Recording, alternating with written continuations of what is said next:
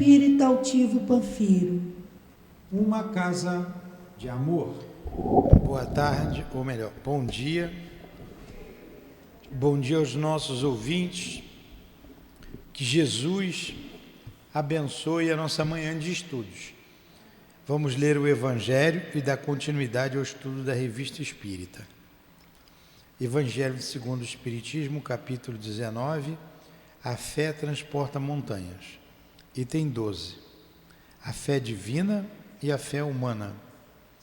A fé é o sentimento inato no homem, dos seus destinos futuros. É a consciência que ele tem das faculdades imensas, cujo germe foi depositado em si, a princípio em estado latente, e que ele deve fazer desabrochar e crescer pela sua vontade atuante. Até o momento, a fé só foi compreendida pelo seu lado religioso, porque Cristo a preconizou como uma alavanca possante, e porque só se viu nele o chefe de uma religião. Mas o Cristo, que realizou milagres materiais, mostrou por esses mesmos milagres o que o homem pode quando tem fé, isto é, a vontade de querer e a certeza de que essa vontade pode se realizar. Os apóstolos, a exemplo de Jesus, também não fizeram milagres? Ora, o que eram esses milagres, senão efeitos naturais, cuja causa era desconhecida aos homens de então, mas que se explica em grande parte atualmente e que se compreenderá completamente pelo estudo do Espiritismo e do Magnetismo. Médico Jesus, aqui estamos em Teu nome, reunidos para estudarmos a doutrina espírita. Rogamos, Senhor, a inspiração dos patronos deste estudo, o mestre Allan Kardec e a sua amada esposa Amélie Boudet, que eles possam estar junto a nós, nos inspirando e ajudando na compreensão da Revista Espírita. Em nome desses irmãos, em nome do altivo e dos dirigentes da nossa casa de amor, em nome do amor, do nosso amor, Lourdinha, do teu amor, Jesus, e do amor de Deus, nosso Pai, acima de tudo, iniciamos os estudos da manhã de hoje. Que assim seja, graças a Deus.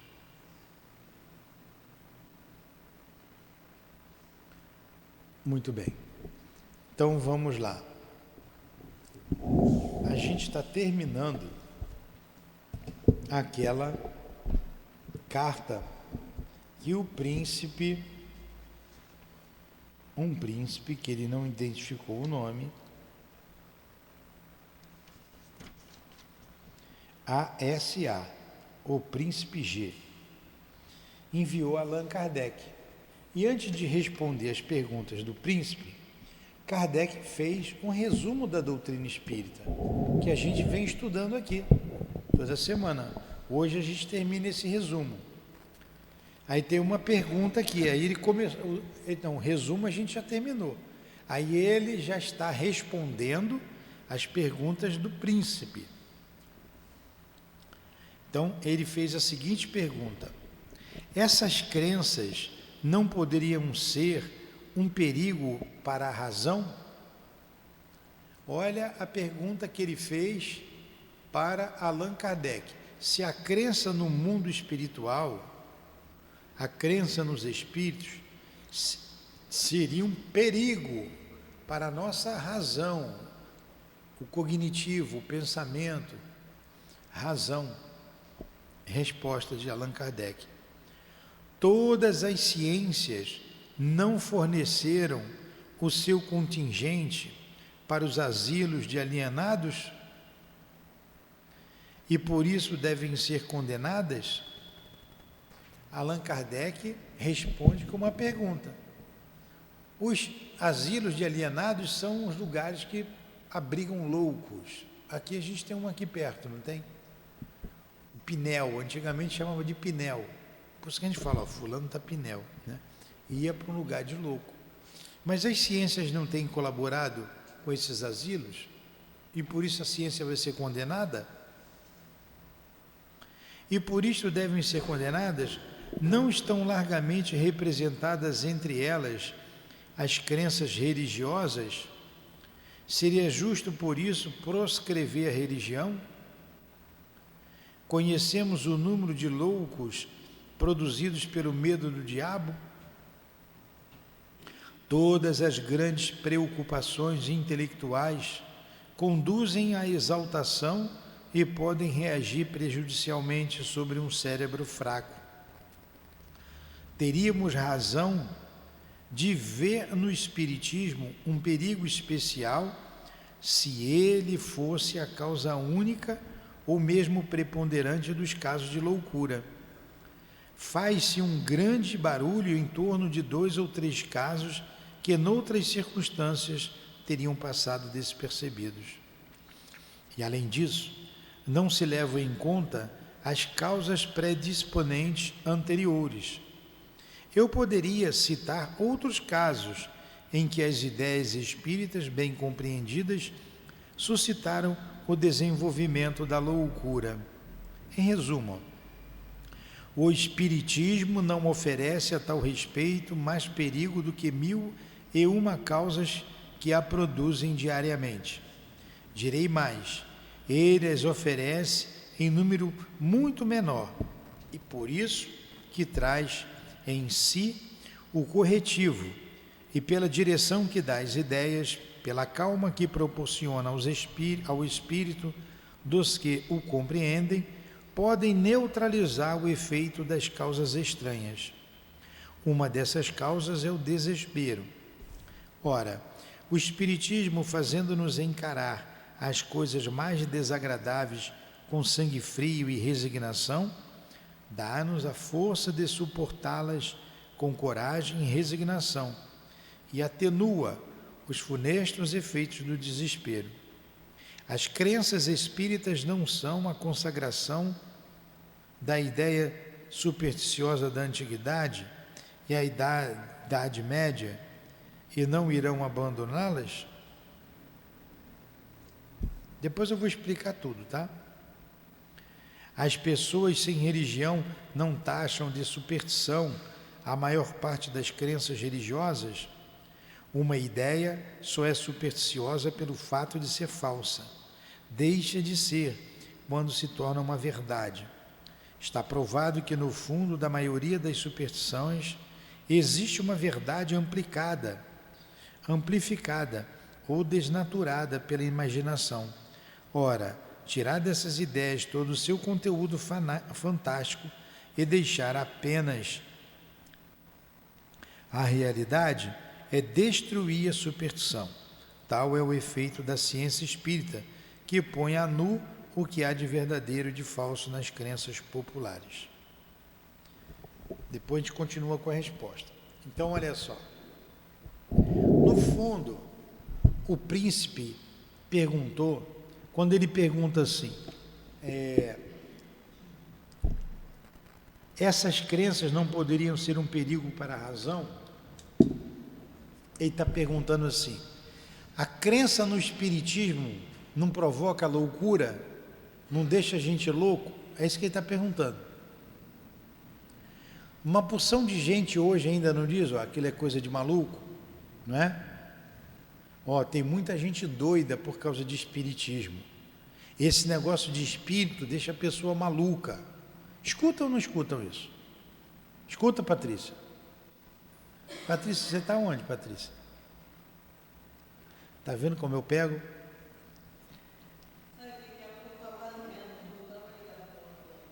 Então vamos lá. Fazer a pergunta de novo. Não tem uma porção de gente que diz que aqui deixa a gente doido, que isso é coisa de maluco? Cuidado com esse negócio de espírito, que tem um monte de gente doida. Você que fez o curso agora lá, de técnica de enfermagem, auxiliar de enfermagem, não falaram sobre isso lá? falam, até no curso, né? Esses espíritas são tudo doido. Hã? Exatamente. Então, por quê? Eles não levam em conta a existência da alma. Essas pessoas são materialistas. E outros, isso aí é a parte da medicina, uma parte grande da medicina. E outros são religiosos fanáticos. Só eles estão com a verdade. Só eles estão com Jesus Cristo, ninguém mais está. São os fanáticos. Aí diz que isso aqui é coisa do demônio. Na verdade, ali, doente psiquiátrico, tomando remédio, muitos não precisariam de remédio. São médiuns. Então a doutrina espírita, em vez de prejudicar, ajuda. E como tem ajudado? Quantas pessoas aqui chegam aqui, grogues de remédio? Nós não somos médicos. Nunca falamos, não toma mais o remédio. Isso é com o médico. A gente trata espiritualmente e pede a pessoa para fazer uma avaliação com o médico. Quantas deixaram de tomar o remédio e estão dando passe aí? E se não tivesse feito esse tratamento, estava como louco lá no internado ali na colônia. Então, muito pelo contrário. Agora, muitas ciências causam a loucura, porque a pessoa já tem uma predisposição a isso. A matemática, por exemplo. Se a pessoa tem uma predisposição, estudando a matemática pode se tornar louca. Então, tem uma coisa que tem que ser analisada, a pré que vem antes, disposição da pessoa para a loucura. Poderia ser qualquer outra coisa, mas o número com relação ao espiritismo é muito pequeno, mas fazem um estardalhaço. Aí você está vendo aí o número de obsessões cada vez maiores, levando jovens ao suicídio. Discutiram e levaram as drogas. Quantos jovens se matando por causa de droga? E liberando então? Meu Deus do céu. Mas eles não acreditam em Deus, eles não acreditam na alma, morreu, acabou. E o trauma que fica na família, com os pais? Quantos problemas sociais, quantos gastos com remédio depois, com tratamento psiquiátrico? Tudo é mediunidade? Não, tem casos que tem que tomar um remédio sim. O médico é que tinha que avaliar. Quando o médico aceitar que o homem é um espírito que está num corpo, um espírito que mora num corpo, a medicina vai dar um salto enorme. A medicina vai evoluir muito. Porque é um conjunto, você tem que tratar do corpo e da alma. A minha irmã, que atende aqui de vez em quando, agora ela já está mais acostumada, ela ficava abismada. Ela, como é que pode? Esse paciente está fazendo isso, tem que dar tal remédio. E era o passe. Sai dali bem. Quantos de vocês já chegaram ali passando mal e tomou um passe e saiu bem? No outro dia, veio uma pessoa aqui, isso é toda hora, até com médium.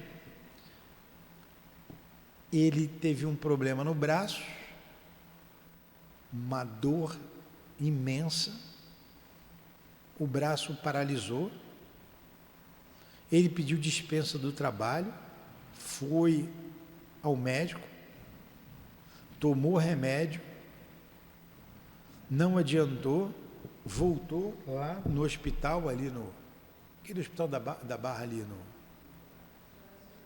Lourenço Jorge,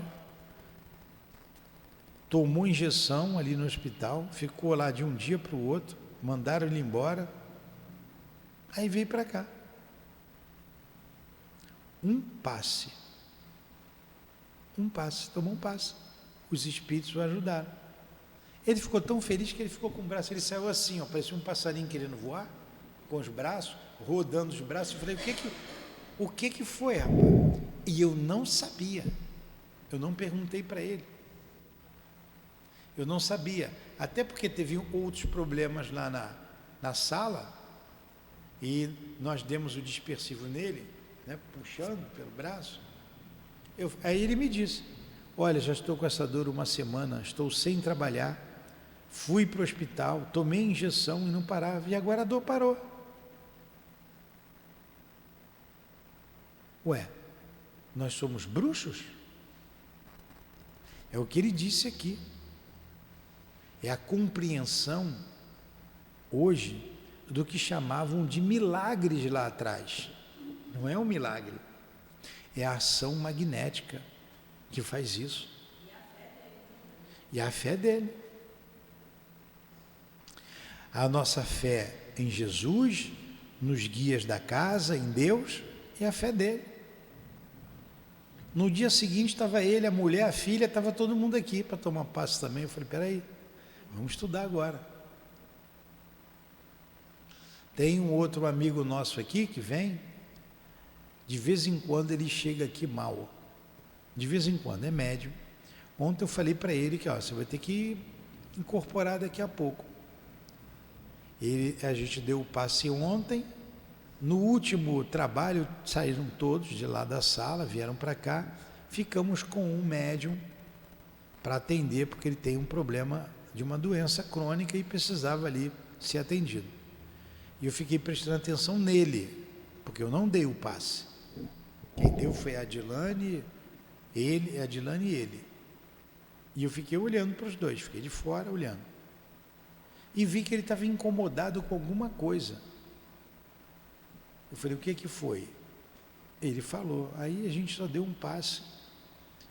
O espírito incorporou ali na Adilane, 1, 2, ele foi embora sem dor. Eu falei, cara, tu tem que contratar um pai de santo para andar contigo por aí, cara, que é toda semana a mesma coisa.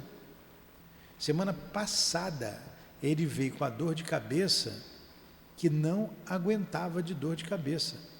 Ele tomou uma porção de remédio para dor de cabeça, foi no médico, o médico também aplicou uma injeção para ele, para dor. A noiva dele disse, não vai para o centro hoje, vamos descansar, você vai ter que trabalhar depois. Ele, não, eu vou lá. Ele veio aqui, com dor de cabeça, tomou um passe. Ele, a dor de cabeça foi embora. Falei, pois é. Então você tem que entender que isso é espiritual. Ele ainda não entendeu e está trabalhando, está dando passe, mas ainda não entendeu, não soube discernir o que é do espírito e o que é do corpo. Então olha quanto bem a doutrina espírita faz às pessoas. A doutrina bem compreendida, bem aplicada. A doutrina veio substituir o médico? Lógico que não, óbvio que não. O próprio espírito ali, o doutor Herman, pediu que eu fizesse uma série de exames. Eu fui no médico, eu fiz. Fiz ultrassonografia. Aquilo é chato pra caramba, né? Mulher que faz ultrassonografia, ele aperta. Fiz ultrassonografia, fiz exame de sangue, fiz uma série de exames. Fiz exames cardíacos, eletro, esteira. Fui lá, fui fazer. Fiz o eco. Achei uma porção de problema. Vou no médico. Está marcado segunda-feira, eu vou no médico. Ah, mas você não tem um médico aqui, não tem um doutor Herman, não tem uns médicos espirituais? Sim, mas o médico espiritual não substitui o médico humano. E eu tenho que fazer a minha parte. Eu tenho que fazer a minha parte. Eu vou ao médico, está marcada a consulta, segunda-feira, 7h30 da manhã. Segunda ou é quarta? Acho que é quarta. Quarta-feira, 7h30 da manhã. Eu vou lá no médico. Tem que ir. Ah, eu posso tomar o passe ali? Posso. Posso. Posso até ser curado ali no passe, mas eu não posso deixar de ir ao médico. Fui no médico, fui fazer esteira. O médico não pôde fazer, porque a pressão estava muito alta. Ele volta no seu médico, rever a sua medicação, vamos remarcar para daqui uma semana e você vem fazer esteira. Voltei, mexi na medicação, tomei o remédio, a minha pressão está 12/8, 13/9, estou com pressão de neném, né? Normal. Então, mas por quê? Porque eu fui tomar um remédio, porque eu fui ao médico. Uma coisa é uma coisa, outra coisa é outra coisa, né? Agora, tem o tratamento médico espiritual? Tem. E o espiritismo, quem mandou eu ir ao médico foi o médico espiritual, foi o Dr. Erma. Insistiu, falou 1, 2, 3 vezes. Eu falei, eu devo ir logo, porque senão vai dar ruim para mim já já.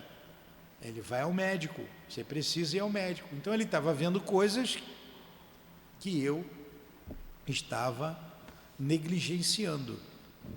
E de fato, há muitos anos que eu não ia a médico. E a gente tem que ir. Aí fiz exame de sangue, depois fiz um outro exame, pronto. Aí a gente leva lá para o médico fazer uma avaliação. Na medicação da pressão, já mexeu. Tem outras coisas para fazer? Tem. A gente vai tomando o passe aqui e vai tratando com o médico ali. Entenderam isso? Então, a doutrina espírita faz mal? Não. A doutrina espírita provoca loucura? Não. Se a pessoa tiver uma predisposição a ser louca, qualquer coisa vai torná-la louca. E dizemos mais, lá no hospício está cheio de loucos que não seriam loucos se tivessem sido tratados espiritualmente desde o princípio. Aí esses problemas vão se agravando, atinge realmente o físico e a pessoa fica dependente de remédio a vida toda. Entenderam isso? É tudo isso aqui que ele está respondendo aqui. Vamos terminar a resposta dele. Alguma pergunta? Durante muito tempo, as aparições foram consideradas como crendices. Hoje, que são um fato provado e mais ainda perfeitamente explicado, elas entraram para o domínio dos fenômenos naturais. Não adianta condená-las, porque não impediremos que continuem a produzir-se. Entretanto, aqueles que as compreendem não só não se apavoram, mas ficam satisfeitos. E isto a tal ponto que aqueles que não têm essas ideias, desejam tê-las. Deixando o campo livre à imaginação, os fenômenos incompreendidos são a fonte de uma porção de ideias acessórias e absurdas, que degeneram em superstições. Mostre-se a realidade, explique-se a causa e a imaginação se detém no limite do possível. O maravilhoso, o absurdo e o impossível desaparecem, e com eles a superstição. Tais são, entre outras, as práticas cabalísticas, a virtude dos signos e das palavras mágicas, as fórmulas sacramentais, os amuletos, os dias nefastos, as horas diabólicas e tantas outras coisas cujo ridículo o Espiritismo bem compreende e demonstra. Tais são, príncipe, as respostas que me parecem devidas às perguntas com que Vossa Alteza me honrou. Sentir-me-ei feliz se elas vierem corroborar as ideias que Vossa Alteza já possui sobre essa matéria e induzirem Vossa Alteza a aprofundar uma questão de tão elevado interesse. Mais feliz ainda se meu concurso ulterior puder ser de alguma utilidade. Com o mais profundo respeito, sou de Vossa Alteza, muito humilde e muito obediente servidor. Allan Kardec. Olha a humildade de Kardec falando com o príncipe, né? Então ele disse aqui uma outra coisa, que as aparições, né, lá na época de Kardec, hoje também já não é mais uma coisa de outro mundo, não é um milagre. Elas acontecem. Se vocês pegarem aqui ou botar materialização de espíritos, vai aparecer. Vai aparecer. Só botar no celular. É só compreender o fenômeno que sai do maravilhoso, que sai dessa coisa mística. Os espíritos existem e ponto final. Deixa eu fazer uma pergunta aqui para o Google. Quem foi que jogou fogo na água e o índio achou que era milagre?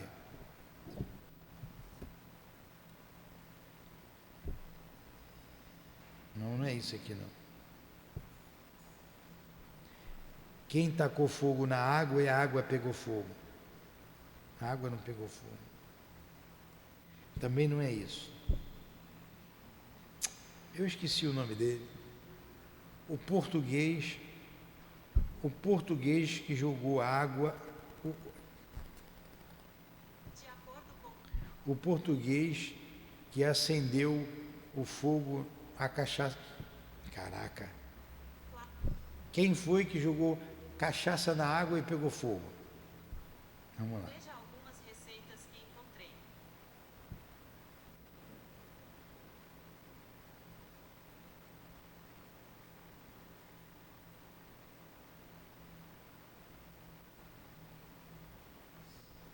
Ó, o camarada jogou cachaça lá na água, não me lembro quem foi. Não foi o Araribóia, não. E eles acharam que foi um milagre. Cachaça braba essa, né? Jogar dentro d'água ainda pega fogo. Não era álcool puro. Eles achavam que era um milagre. Na verdade era álcool. Você vai dizer assim, pô, essa cachaça é braba mesmo, tem álcool. Até com um pouco d'água ela pega fogo. Então a ignorância acha que você fez um milagre. Para quem nunca viu um palito de fósforo, você esfregar numa caixinha e aquilo acender, vai dizer, o que esse camarada fez? Então, o conhecimento das coisas tiram esse aspecto milagreiro, essa ideia de que a pessoa fez uma mágica. Não é natural, é explicado. Isso é explicado. É o que o Espiritismo faz, tira o maravilhoso e mostra para a gente a realidade do mundo espiritual, de leis que o homem não conhece. Leis, está tudo dentro da lei de Deus. Não existe mágica, não existe maravilhoso. Isso aqui Kardec explicou para o príncipe aqui, no final da sua carta.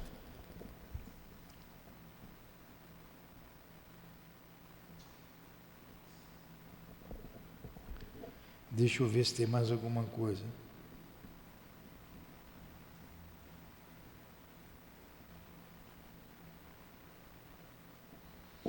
Então, essas questões de palavras mágicas, fórmulas sacramentais, amuletos, tudo isso o Espiritismo desmente. Que Jesus fez milagre. Jesus não fez milagre algum. Jesus trabalhou os fluidos, curou o cego, o leproso, fez o aleijado andar, manipulação fluídica. Ah, mas Jesus fez um milagre, ele tirou Lázaro do túmulo, Lázaro estava morto. Lázaro não estava morto, Lázaro estava cataléptico, uma doença que hoje sabe que dá toda a aparência de morte. Se você não fizer um eletro ali, você vai dizer que ele está morto. E vai enterrá-lo vivo. E muita gente foi enterrada viva já, no estado de catalepsia. E Jesus sabia disso, que Lázaro não estava morto. Essa doença é a que dura 24 horas? Ou não? Pode durar até mais. Pode durar até mais. Mas é sempre bom dar um tempo. Na época do Cristo, há muitos anos atrás, o que acontecia? Fulano morreu. Eles enrolavam numa rede e na mesma hora enterrava, não tinha velório. Na mesma hora. Tinha os túmulos nas pedras, que eles botavam ali uma pedra, e era na mesma hora. Então fizeram isso com Lázaro. O filho da viúva de Naim, tem 3 casos lá de catalepsia. O filho da viúva de Naim,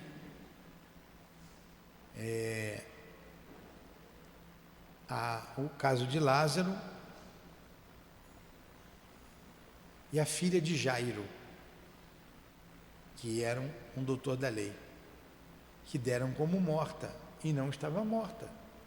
Ela teve catalepsia. Só isso. Ou melhor, letargia, tá? Letargia. Fenômeno que ainda hoje a ciência não explica. A ciência sabe, mas não explica. O que provoca a letargia? A nossa irmã Ivone do Amaral Pereira, que nós estudamos as suas obras aqui, ela quase foi enterrada viva. Já estava no caixão e de repente ela chorou. Minha mãe pegou ela do caixão, momentos antes de enterrar. Estava com letargia. Tudo bem até aí? Vocês estão com cara de letárgicas, cara de defunto. Alguma pergunta? Com fome? São 10 horas ainda.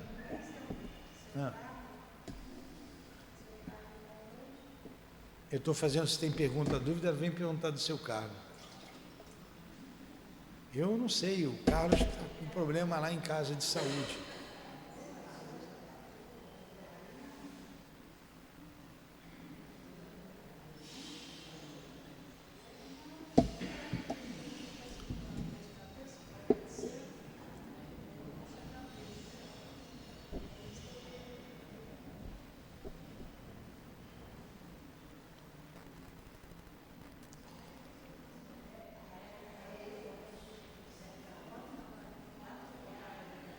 Eu acho que ele vem hoje, não está aqui não. Ele mandou recado, ele vem hoje. Alguma pergunta? Nós estudamos 5, 10, 15, 20, 25, 30, 35 minutos.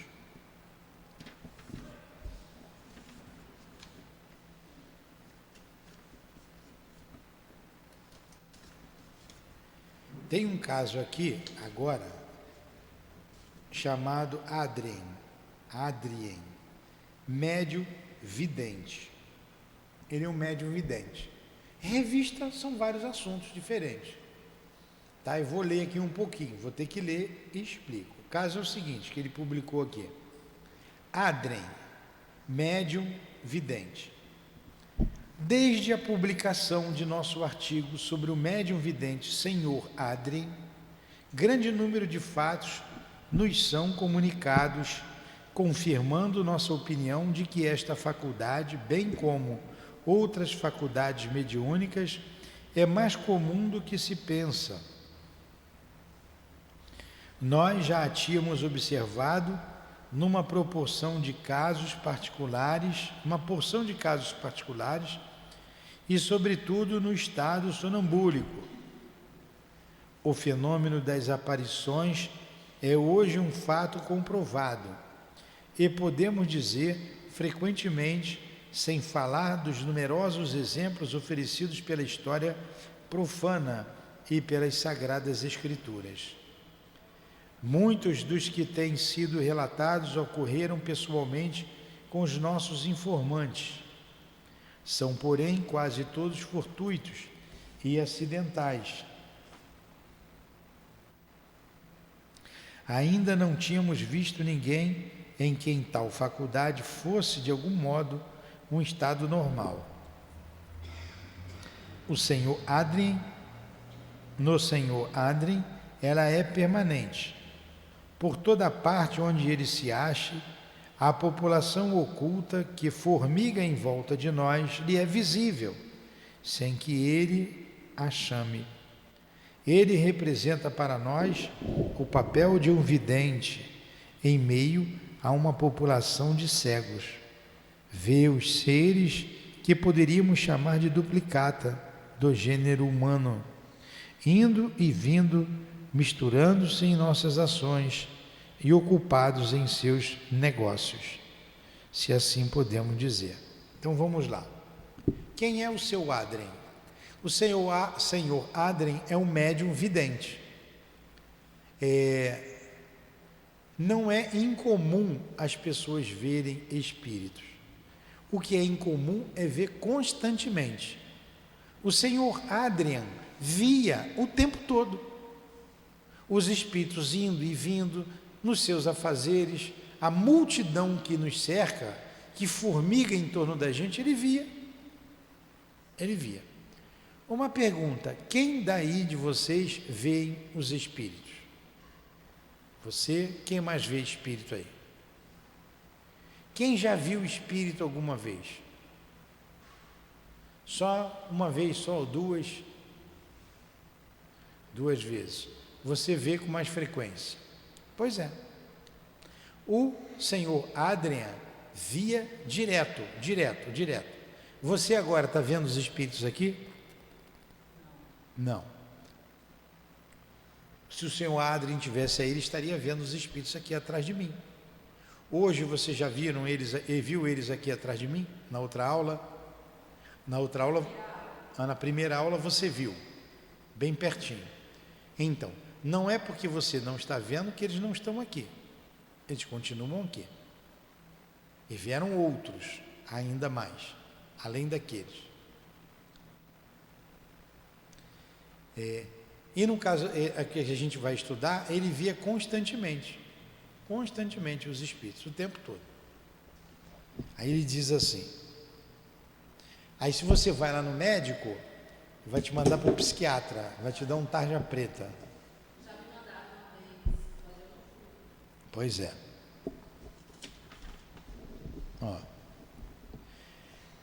Dirão os incrédulos que se trata de uma alucinação. Quando iam te mandar para o médico, iam dizer que você tinha alucinação. Iam te dar um Oldol da vida aí.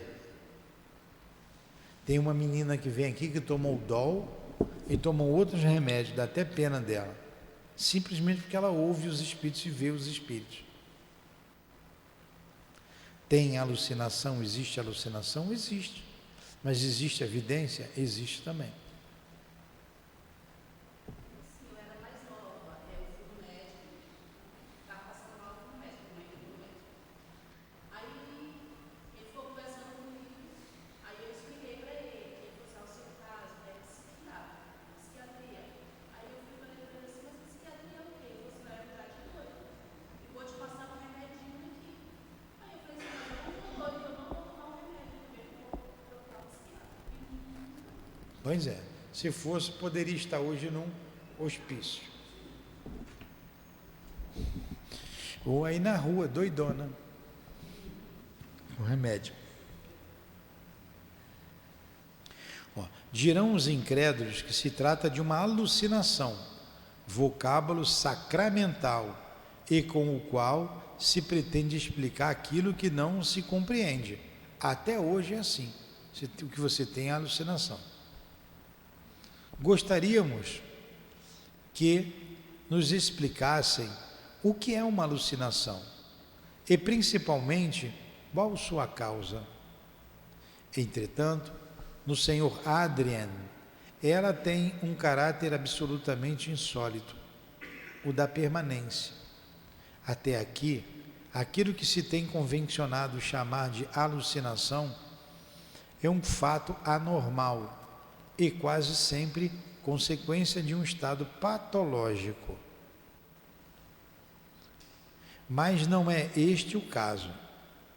Caso patológico é um caso de doença, não é o caso da vidência.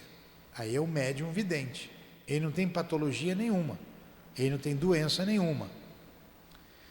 E nós que temos estudado esta faculdade, que a observamos diariamente em seus mínimos detalhes, chegamos mesmo a constatar-lhe a realidade.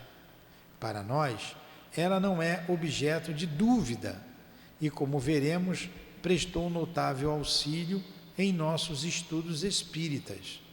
Ela nos permitiu meter o escalpelo da investigação na vida extracorporal. Ela é um facho na escuridão. Então, o que ele está dizendo? Que não tem nada de patológico. Inclusive, alguns médiuns videntes ajudaram Allan Kardec. O Sr. Home, esse era um inglês, chamado Arthur Douglas Home. O Sr. Home, dotado de notável faculdade como médium de efeitos físicos, produziu resultados surpreendentes. O Sr. Adrien nos inicia na causa de tais efeitos, porque os vê produzir-se e vai muito além daquilo que fere os nossos sentidos. O Sr. Home, Daniel Douglas Home, não é Arthur não, é Daniel Douglas Home, eu falei Arthur erradamente. Ele era um médium de efeitos físicos.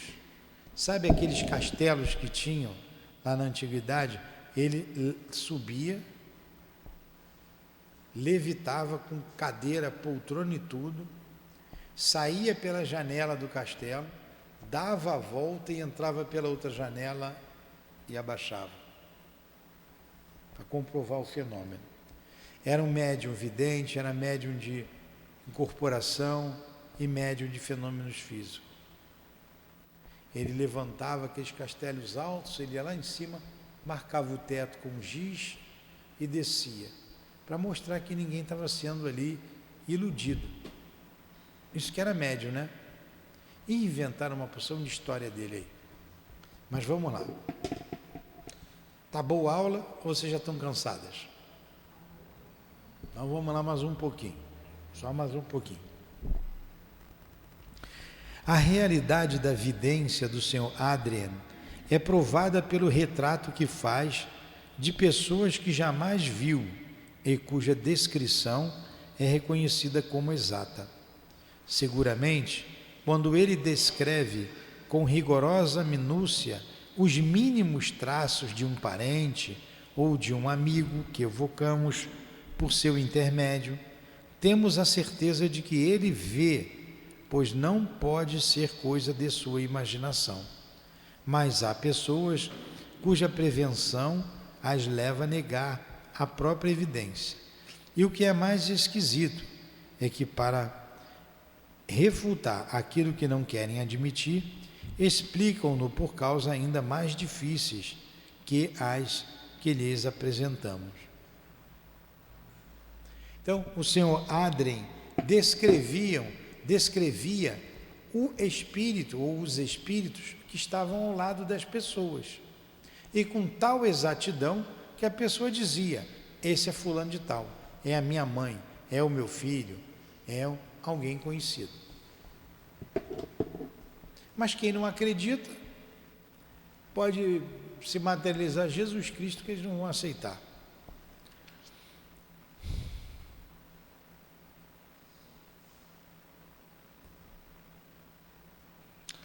Os retratos do Sr. Adrien, entretanto, nem sempre são infalíveis.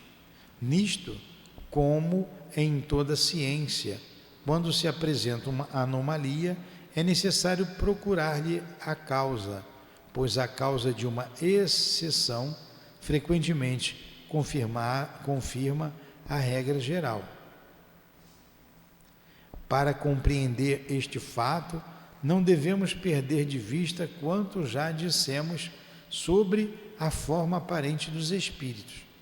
Esta forma depende do perispírito, cuja natureza essencialmente flexível se presta a todas as modificações que lhe queira dar o espírito. Deixando o envoltório material, o espírito leva consigo seu envoltório etéreo, que constitui uma outra espécie de corpo. Em seu estado normal, tem este corpo uma forma humana, mas não calcada traço a traço sobre aquele que ficou, principalmente quando foi deixado há algum tempo. Nos primeiros instantes que se seguem à morte, e enquanto existe um laço entre duas existências, maior é a similitude. Esta, porém, apaga-se à medida que se opera o desprendimento e que o espírito se torna mais estranho ao seu último envoltório.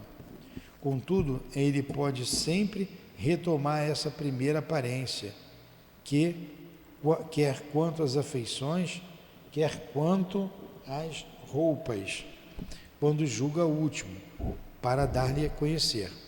Em geral, porém, isto requer um grande esforço da vontade. Não é, pois, de admirar que em certos casos a semelhança falhe em alguns detalhes. Bastam-lhe traços principais. Também, para o médium, essa investigação não é feita sem certo esforço, que se torna penoso quando muito repetido. As visões comuns não lhe causam nenhuma fadiga, por isso que ele não se preocupa senão com as generalidades. É o que acontece quando vemos uma multidão. Vemos tudo. Todos os indivíduos se destacam aos nossos olhos com seus traços distintivos, sem que, entretanto, esse traço nos impressione tanto que os possamos descrever. Para os apreciar, é necessário concentrar toda a nossa atenção sobre menores detalhes que desejamos analisar, apenas com a diferença que, em circunstâncias ordinárias, o olhar desce sobre uma forma material e invariável, enquanto a visão ela repousa sobre uma forma essencialmente móvel e modificável para os mais simples efeitos da vontade.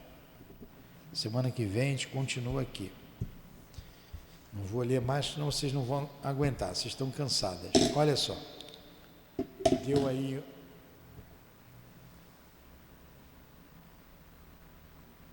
40 minutos de aula, 45, um tempo de aula. Semana que vem a gente continua com o seu Adri. O que foi que eu li ali? A vidência, quando é natural, está vendo as coisas ali, estou vendo o espírito normal, não cansa. Mas quando pedia para ele firmar, fazendo várias perguntas a ele sobre o mundo invisível, causava fadiga. Ele deu até um exemplo: você olhar uma multidão normal, mas você fixar alguém naquela multidão, requer atenção. E repetindo isso muitas vezes, cansa. Então, ficar analisando o mundo espiritual com um objetivo traz uma certa fadiga. Agora, ele mostrava a realidade do mundo espiritual. Nem sempre ele acertava tudo, né? Às vezes não acertava, porque o perispírito ele é plástico. Uma das propriedades do perispírito, a plasticidade. O nosso corpo, ele, de acordo com o nosso pensamento, ele vai se amoldar. Esse corpo aqui é firme, não dá para eu ficar mais novo, mais velho, ficar com a barriga tanquinho. Eu tenho que fazer exercício, se quiser ficar magro, né? Deixar de comer, tudo bem. Ou ter uma alimentação balanceada, deixar de comer muito, deixar de ser guloso, deixar um pouco de doce, aí eu vou ter. Mas o espírito não. Ele, com o pensamento dele, ele molda o corpo que ele quer. Fica mais novo. Como que aparece a Lurdinha aqui? Nova. Um dia eu fui falar para um espírito que a gente estava socorrendo: essa aqui é minha esposa. Ele: mas você é muito velho. Porque ela parece nova, quando tinha 16, 15, 16 anos. É uma fotografia que eu tenho dela lá em casa, nessa idade, no quadro, e ela parece assim. Então, por quê? Ela desencarnou, tinha 50 e poucos anos. com o seu pensamento, ela molda o perispírito. A mesma coisa, o altivo, ele aparece mais novo. Hã?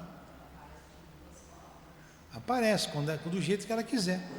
Se ela quiser aparecer com a idade que ela tinha, se ela quiser aparecer com a forma que ela tinha lá no século XIX, 1800 e pouco, ela aparece. Eu sei disso. Às vezes está com o cabelo comprido, às vezes está com o cabelo curto. Por quê? O espírito corta o cabelo? Não, ele molda com o seu pensamento. Tem alfaiate lá, ou costureira para fazer roupa? Não, com o pensamento dele bota a roupa que ele quer. Olha que beleza quando vocês morrerem, fala.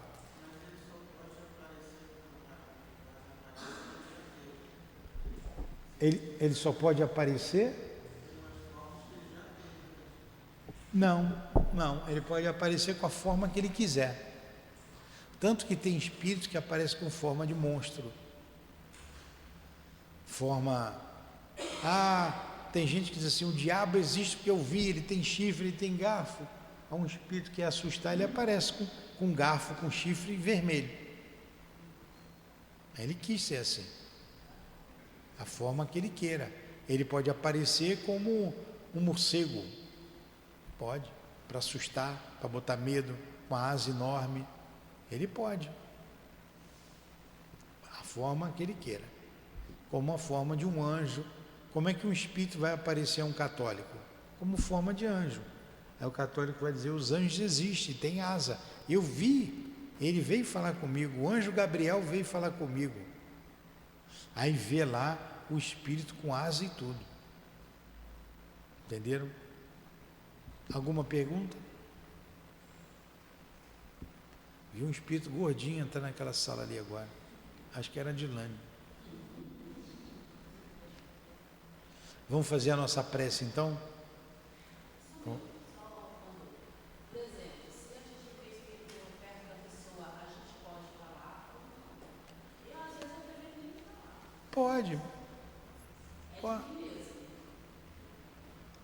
Pode falar. Depende, tem gente que a gente não vai ficar falando o tempo todo porque as pessoas não acreditam. Mas aí a gente fica passando por doido, né? Aí a gente fica na nossa. Mas tem pessoas que você pode falar. Depende.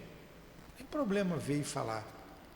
Eu preciso aqui no trabalho que a Dilane veja e me fale algumas coisas, que me oriente, porque eu não vejo. Eu pedi algumas orientações dela com relação à liberação dos médios.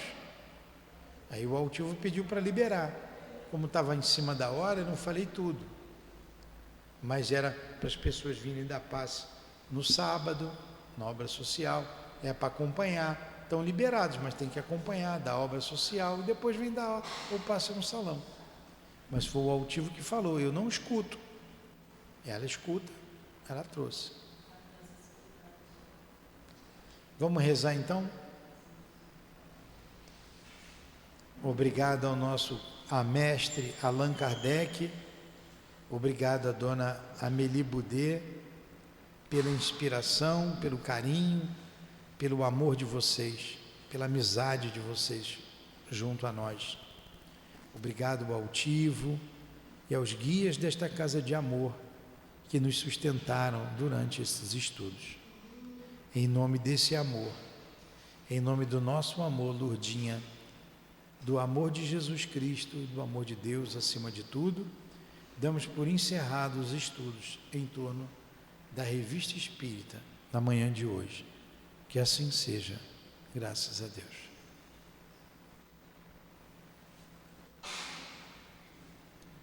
CEAP, Centro Espírita Altivo Panfiro. Uma casa de amor. Muito bem.